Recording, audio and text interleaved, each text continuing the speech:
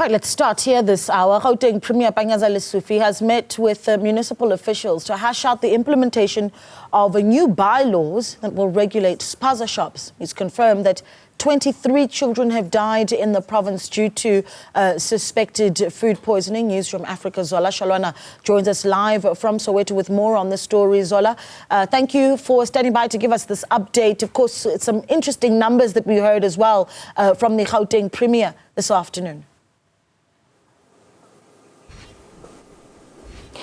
Well, yes, indeed, Naledi, we heard Gauteng Premier Panyaza Lesufi telling us that there's been over 400 cases that have been reported related to foodborne illnesses, and that raised a lot of concerns. You'd understand that at some point, communities were claiming that government is not moved by those little faces that we saw on front pages, you know, those who lost their lives due to these foodborne illnesses. We do know that the Gauteng government has come up with a unified approach to tackle this scourge. As we understand that we've been hearing new cases every week. In fact, this is something that has been happening across the country. He has mentioned that the Gauteng Department of Health will come up with a template that will be used by all relevant officials. That's where they'll be capturing all the information, all the data according to the occurrence of the events.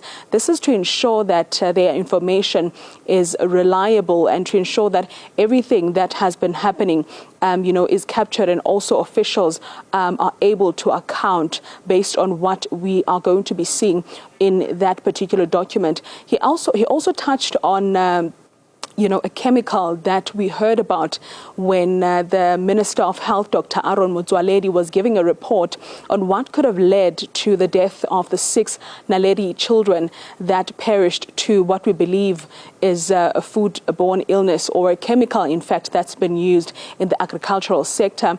He then mentioned that they will make sure that those kind of chemicals that are not supposed to be used for domestic use will be banned, and so that people don't easily have access to them.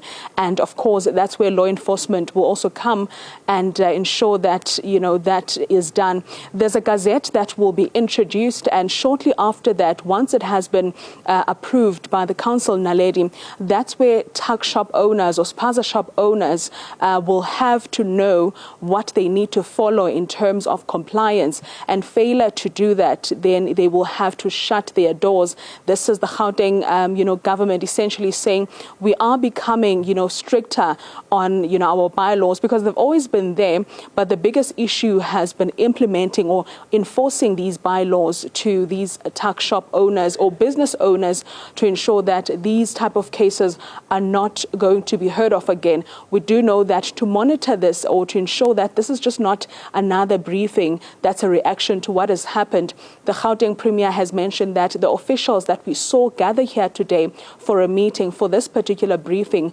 will be meeting every Saturday so that they discuss these issues around foodborne illnesses, and that they will give the public and the media updates or reports every Sunday, so that we don't have another week where we have little children between the ages of 6 and 10 or even younger lose their lives due to foodborne illnesses.